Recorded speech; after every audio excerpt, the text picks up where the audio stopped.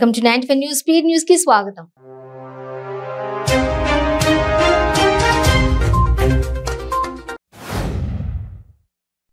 ఏపీలో సుదీర్ఘ రాజకీయ అనుభవం కలిగిన కన్నా లక్ష్మీనారాయణను తాజాగా టీడీపీలోకి చేర్చుకున్న అధినేత చంద్రబాబు ఆయనకు కీలక బాధ్యతలు అప్పగించినట్లు తెలుస్తోంది. ముఖ్యంగా అమరావతి ప్రాంతంలో నేతల కుమ్మలాటలతో అగమ్య గోచరంగా మారుతున్నటువంటి పార్టీని గాడిన పెట్టేందుకు ట్రబుల్ షూటర్ పాత్ర అప్పగించినట్లు ప్రచారం జరుగుతోంది. పట్టాభి విషయంలో తమ ప్రభుత్వంపై తెలుగుదేశం పార్టీ దుష్ప్రచారం చేస్తోందని మంత్రి అంబటి రాంబాబు విమర్శించారు. పట్టాభి పాత ఫోటోలతో తప్పుడు ప్రచారం చేస్తున్నారని మండిపడ్డారు. వైసీపీని విమర్శించే అర్హత కన్నా లక్ష్మీనారాయణకు లేదని అన్నారు. టిట్కో ఇళ్లు లబ్ధిదారులందరికీ ప్రభుత్వం అందించే వరకు పోరాటం సాగుతుందని పాలకొల్లు ఎమ్మెల్యే నిమ్మల రామనాయుడు అన్నారు. సైకిల్ పై ఇంటింటికి పేపర్ వేసి ప్రజల సమస్యలు తెలుసుకుని వినూత్న నిరసన తెలియజేయడం విశేషం. తిరుపతి జిల్లా గూడూరు మండలం తిప్పనూరు మేకనూరు అటవీ ప్రాంతం పరిధిలోని 7 ఎర్రచందనం స్మగ్లర్లను టాస్క్ ఫోర్స్ పోలీసులు అరెస్ట్ చేశారు. వారి వద్ద నుండి ఎర్రచందనం దుంగలు 12 దుంగలను స్వాధీనం చేసుకున్నారు. ఇక స్మగ్లర్లను పట్టుకోవడంలో చక్కటి ప్రతిభ కనబర్చిన ఎస్ఐ వినోద్ కుమార్ టీంను జిల్లా ఎస్పీ అభినందించారు. రోటరీ క్లబ్ 118వ వార్షికోత్సవం సందర్భంగా పలు సేవా కార్యక్రమాలు నిర్వహించడం అభినందనీయమని గూడూరు పురపాలక సంఘం కమిషనర్ సాయినాథ్ వెల్లడించారు. గూడూరు పట్టణంలోని హిందూ శ్మశాన వాటికలో రోటరీ క్లబ్ ఆధ్వర్యంలో ఏర్పాటు చేసిన నీటి కొళాయిని కమిషనర్ ప్రారంభించారు. ఎన్టీఆర్ జిల్లా ఇబ్రహీంపట్నం ఖిల్లా రోడ్డు వాసులు ఆందోళనకు దిగారు. ఎన్టీడీపీఎస్ బూడిద వలన ఇబ్బందులు ఎదుర్కొంటున్నామని, రోగాల పాలై ఆసుపత్రుల పాలవుతున్నామని ఆవేదన వ్యక్తం చేశారు. కనీసం ఇంట్లో అన్నం తినే పరిస్థితి కూడా లేదని అన్నారు. టీడీపీ ఎల్లో మీడియా పైన మాజీ మంత్రి కన్నబాబు సీరియస్ కామెంట్స్ చేశారు. విష ప్రచారమే అజెండాగా ఎల్లో మీడియా పనిచేస్తోందన్నారు. గన్నవరంలో పథకం ప్రకారమే పట్టాభి డ్రామా క్రియేట్ చేశాడని ఘాటు విమర్శలు చేశారు. జెడ్పీ చైర్మన్ ఎమ్మెల్సీ అభ్యర్థిగా నామినేషన్ దాఖలు చేయడానికి కౌరు శ్రీనివాస్ పార్టీ కార్యాలయం నుండి భారీ ఊరేగింపుతో ఏలూరు బయలుదేరి వెళ్లారు. ముందుగా నరసాపురం రోడ్లోని సాయిబాబా ఆలయంలో ప్రత్యేక పూజలు నిర్వహించారు. లా నేస్తం ద్వారా జూనియర్ న్యాయవాదులకు లబ్ధి చేకూరుతుంది విశాఖ ఉత్తర నియోజకవర్గం సమన్వయకర్త రాష్ట్ర చైర్మన్ కేకే రాజు అన్నారు. ఈ మేరకు న్యాయవాదుల ఆధ్వర్యంలో విశాఖ ఉత్తర నియోజకవర్గం పార్టీ కార్యాలయం ఆవరణలో ముఖ్యమంత్రి వైఎస్ జగన్మోహన్ రెడ్డి చిత్రపటానికి పాలాభిషేకం నిర్వహించారు.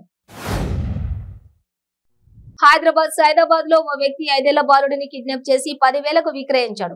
సైదాబాద్ పోలీసులు కేసును 3 రోజుల్లోనే ఛేదించారు. బాలుడిని విక్రయించిన వ్యక్తిని పోలీసులు అరెస్ట్ చేసి ఆ బాలుడిని తల్లిదండ్రులకు అప్పగించారు. రంగారెడ్డి జిల్లా రాజేంద్రనగర్ లో దారి దోపిడీ కలకలం సృష్టించింది. నగల వ్యాపారి కళ్లల్లో కారం చెల్లి కత్తితో బెదిరించి 10 లక్షల రూపాయలతో పరారయ్యారు. శివరాంపల్లి వద్ద ఆర్టీసీ బస్సును అడ్డుకున్న 2 దుండగులు ఆర్టీసీ బస్సులో ప్రయాణిస్తున్న శివ అనే వ్యాపారి వద్దకు వెళ్లి దుండగుడు వ్యాపారిని కత్తితో బెదిరించి నగదు బ్యాగ్ తో ఉడాయించాడు. అధికారుల పేరు చెప్పి గుంటూరు నగరంలో ఘరానా మోసానికి పాల్పడ్డారు. ఏ మాత్రం అనుమానం రాకుండా ఐటీ అధికారుల సూట్లు బూట్లు వేసుకుని ఖరీదైన కారులో వచ్చి అందిన కాడికి దోచుకెళ్లారు. కొద్ది రోజుల క్రితం ఓ ఆస్తి విక్రయంతో భారీగా నగదు వచ్చినట్లు తెలుస్తోంది. ఇది తెలుసుకున్న కేటుగాళ్లు ఐటీ డ్రామాతో నగదు బంగారం దోచుకెళ్లినట్లు సమాచారం. ఆంధ్ర యూనివర్సిటీ వీసీ ప్రసాద్ రెడ్డిపై టీడీపీ సీనియర్ నేత మాజీ మంత్రి అయ్యన్న పాత్రుడు తీవ్ర స్థాయిలో మండిపడ్డారు. ఈ సందర్భంగా ఆయన ఇక్కడ మీడియాతో మాట్లాడుతూ ప్రసాద్ రెడ్డి ఎమ్మెల్సీ కోడ్ను యథేచ్ఛగా ఉల్లంఘిస్తున్నారన్నారు. గోషమహల్ ఎమ్మెల్యే రాజాసింగ్ కు గుర్తు తెలియని వ్యక్తులు బెదిరింపుల మెసేజ్లు చేస్తున్నారు. అయితే బెదిరింపుల మెసేజ్ పై రాజాసింగ్ ఆవేదన వ్యక్తం చేశారు. బెదిరింపులకు భయపడేది లేదని, ధర్మం కోసం ప్రాణ త్యాగానికైనా సిద్ధమని ప్రకటించారు. నిర్మల్ జిల్లా సారంగపూర్ మండలం చించోలి క్రాస్ రోడ్డు వద్ద ఉన్న సూర్య గార్డెన్స్ ఫంక్షన్ హాల్లో అగ్ని ప్రమాదం సంభవించింది.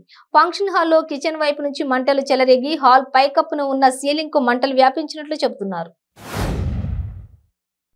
కడప జిల్లా రాజంపేట నియోజకవర్గం సిద్ధవటం మండలం కమ్మపాలెం మద్దూరు బీట్ పరిసర ప్రాంతాల్లో గుర్తు తెలియని వ్యక్తులు కొండకు నిప్పు పెట్టారు. సమాచారం తెలుసుకున్న అటవీ శాఖ సిబ్బంది వన్య ప్రాణాలు అంతరించిపోకుండా వారి ప్రాణాలను సైతం లెక్క చేయకుండా అటవీ శాఖ కొండ ప్రాంతంలో మంటలను అదుపులోకి తీసుకొచ్చారు. మైలవరం మండలంలోని గణపవరం గ్రామానికి చెందిన గంజా మాధవిపై భర్త శ్రీను మరియు అత్త సులోచన కలిసి కత్తులతో విచక్షణ రహితంగా దాడి చేశారు. బాధితురాలు నిద్రిస్తున్న సమయంలో 12 గంటలకు అత్త భర్తలు కలిసి మాధవిని హతమార్చే ప్రయత్నం చేయగా ఇరుగు పొరుగు వారు గమనించి వారిని అడ్డుకున్నారు. ముఖ్యమంత్రి వైఎస్ జగన్మోహన్ రెడ్డి ప్రభుత్వానికి పోయే కాలం దగ్గరకొచ్చిందని తెలుగుదేశం పార్టీ పొలిట్ బ్యూరో సభ్యులు మాజీ మంత్రి సోమిరెడ్డి చంద్రమోహన్ రెడ్డి దుయ్యబట్టారు. వైసీపీ ప్రభుత్వానికి పోయే కాలం దగ్గర పడే ఇలాంటి అరాచకాలకు పాల్పడుతోందన్నారు. హోంవర్క్ చేయలేదంటూ పిల్లలని కూడా చూడకుండా ఎండలో నుంచోబెట్టిన టీచర్ కు పనిష్మెంట్ లభించింది. సుర్రున ఎండ మండుతున్న సమయంలో పిల్లలతో పుస్తకాలు చేతబట్టి కాళ్లకు చెప్పులు లేకుండా ఎండలో నుంచోబెట్టిన లిటిల్ జిగ్గెల్ స్కూల్ యాజమాన్యానికి శిక్ష పడినట్టయింది.